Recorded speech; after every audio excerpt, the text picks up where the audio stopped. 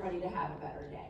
So if we do what's true for the person living with dementia, we're gonna have a better day.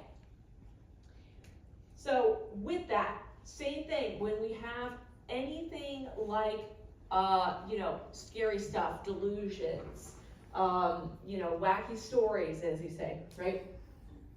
We're gonna do what's true for that person. I had a resident years ago when I was a dementia care director in my first building, and she had come back on our community's bus. And the bus, just took her out for her doctor's appointment. Well, she used to ride the bus around town. So when she got back to our building, she refused to get off the bus and come inside because it wasn't her house and she felt like the bus needs to take me home. So we were doing all the things we possibly could to get her off the bus.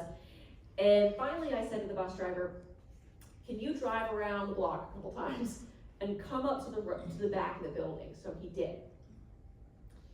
We pulled up to the back of the building and I said, Eileen, here's the situation.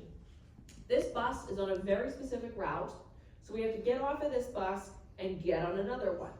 We're gonna go inside, get something to eat, and finally she said, okay. Got her off the bus, went inside. That was the only thing that worked.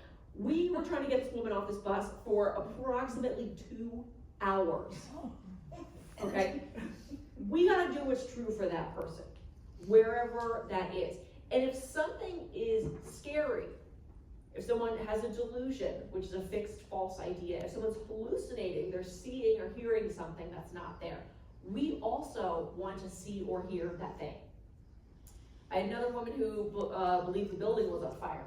So she was hallucinating that there was a fire. Well, everybody was just like, hey, don't worry, there's no fire. Do you think that was helping? No, because she saw the fire. So she just thought everybody else was crazy, right? She's getting very angry, she's getting very upset. So I went over and started talking to her and she said, you know what? Nobody believes me, but you will when you hear the fire trucks. So I thought, okay. So I went in my pocket and I pulled out, this magic computer that lives in my pocket. And I went on YouTube and I typed in fire truck noise and I turned it up really loud and I kind of played the video behind her head. And I said, June, you're right. The fire trucks are coming. And she said, oh, good. I said, let's go wait somewhere safe for them. She was like, okay.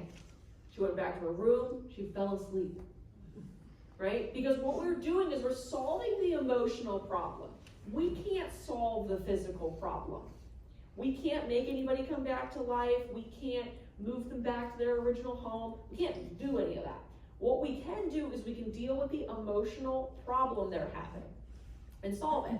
And sometimes this just takes a little bit of creativity, doing what's true for that person.